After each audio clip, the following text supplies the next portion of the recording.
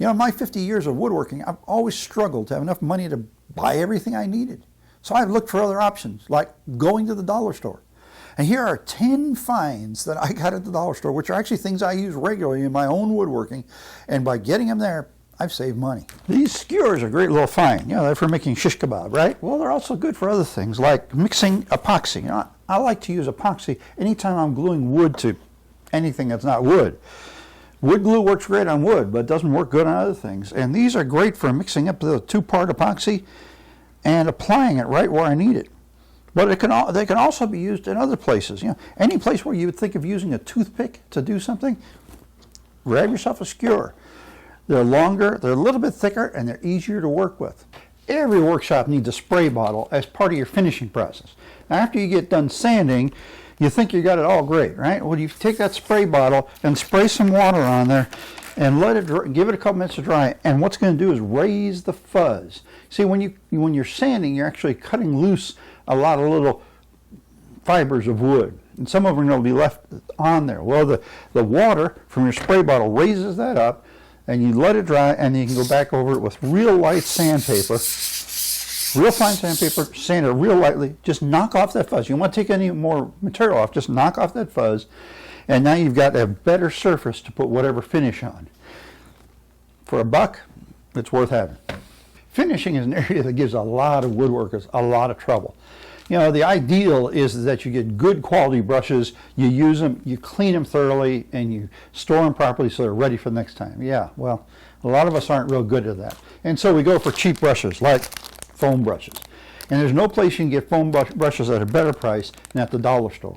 Now, not only can you get foam brushes, but you can get what are known as chip brushes, and you can get other low-cost brushes. I like to find the brushes that are thicker, about as thick as these foam brushes are, but that are bristle brushes. And I'll use those as disposable brushes. Now, the dollar store doesn't think that's what they are, but I think that's what they are. They'll do a much better job than the foam brushes will, and even the chip brushes. And yet they're not so expensive. You know, maybe $1.50, maybe $2 a piece, buying them in a package, 3 for $6 or something like that, where I don't feel bad about throwing them away. I get a better finish using a better brush, and I don't have to worry about what it costs me. Plastic bins are great for storage. Not only are they more durable than, say, a cardboard box, but you can see what you got inside there. And as far as I'm concerned, the only place to buy plastic bins is at the dollar store. And they've got little ones like this shoebox size up to big ones, and whatever your need is. And there's no place you can get a better price. You'll get a good selection of them, and you'll have bins that you can use for storage. I go through bins, yeah, I break them. You know, a lot of these things may not be as durable as we'd like. They're definitely not going to be as durable as a plywood box. But for the price, it's worth having those things. And I love the idea that I can see what's inside it. Speaking of plastic containers, there's lots of other kinds of plastic containers you can buy at the dollar store. These are great if you are a wood turner and you try to embed things in epoxy. Maybe you've got a root ball, maybe you've got a crotch of a piece of wood or a piece of burr or whatever you need to mix with some epoxy. These things are great. They're cheap, and you can often manage to pop it loose, get your finished molded piece out, and save it for another time. If not, you haven't lost a lot. But these plastic containers come in all sorts of different sizes, and I use them for storage as well. Like this one's got 2-inch, looks like exterior type drywall screws in it, you know. The more organized you can get your workshop, the less time you'll spend looking for stuff, and the more time you'll spend working. So plastic containers are great for that, as well as being good for potting those things in epoxy. This was one of my better finds at the dollar store, and actually a real surprise to run across. It really helps to keep your eyes open when you're in the dollar store. This is a cutting mat, and it's usually used for arts and crafts. And I would never expect to find one in a dollar store. I would expect to have to go to, say, a craft store and pay, $15 or $20 for it instead of spending a whole couple dollars to buy it at the dollar store. But I do a lot of patterns where I print them out off my computer, and then I need to cut them out with an X-Acto knife. And this is perfect because I can cut on this surface, and the surface is self-healing. So I can get my designs cut out. You know, this might be this would be a pattern for something I was going to say cut on the scroll saw. It's actually for something I'm in the process of making. And it doesn't make any cut marks in there, or doesn't leave any anyway. If I did that on my workbench, eventually I'd have my workbench all cut up from doing it. So this is a much better way of doing it. And like I said, it only cost me a couple bucks. I mentioned those plastic bowls that I use for molds, like, you know, potting things in epoxy and stuff like that. Well, this goes hand in hand with it. These are aluminum baking sheets, which cost, I think, 2 for $1 or 2 for $1.25. And it gives me a great drip catcher to use for that and other sorts of containers of whatever sort that I'm potting things in epoxy. You know, I hate it when the epoxy runs all over the place, gets on my workbench or somewhere else, and I've got a mess to clean up, and often I damage the tabletop in the process of getting it off. This way, if it gets on the tray here, so what? I throw the tray away. I've got more of them.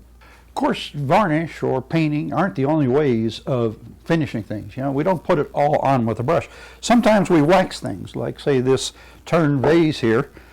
And I played with different ideas on how to apply my wax to something that I want to wax, whether it's a tabletop or a vase. And then I went to the dollar store, and lo and behold, wax applicators. Now come on, why not buy something that's designed for it, right? This is ideal. This is like a sponge. It holds a lot of wax, and you just rub it on there.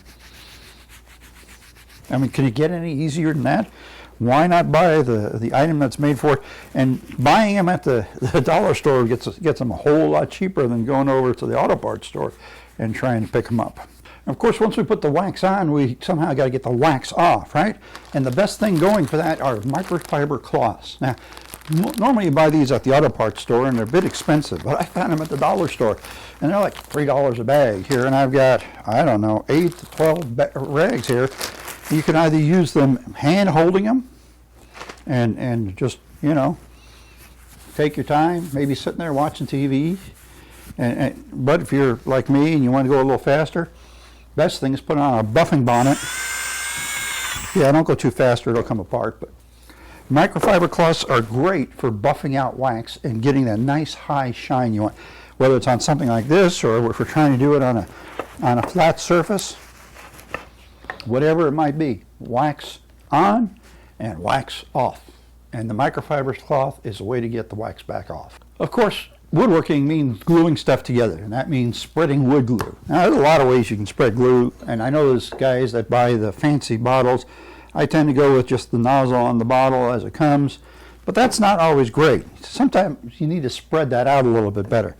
So I bought this fancy silicone wood glue spreader brush at my favorite woodworking store. I think I paid $8 or $9 for that. And I found this one. This, I think, is a basting brush. It's also silicone at my dollar store for $1. Now, the bristles are a little too long on this, so I got to cut them off. And once I've got them cut off, they're just right for spreading that glue out. Yep, works just right. And about $7 cheaper. Here's another great little glue trick for you. I picked up these bottles at the dollar store, package of 3 for $1.25, and they've got a nice narrow tip. Now, you know, the tip on a regular glue bottle is just a little big sometimes. Yeah, this is great if you're doing edge gluing boards or something like that, or you're trying to do a butt joint or anything like that. But if you need to do something that's really small, and that happens at times, at least it does for me, then you need a small glue bottle. And I found these 3 small glue bottles here, packaged together. They're made out of the same kind of plastic as this bottle, so the glue isn't going to get permanently stuck inside there. And it's got a hole that's about 1/16 of an inch. So I can fill this glue bottle from this glue bottle, and then screw the cap back, nozzle back on it, and there we go.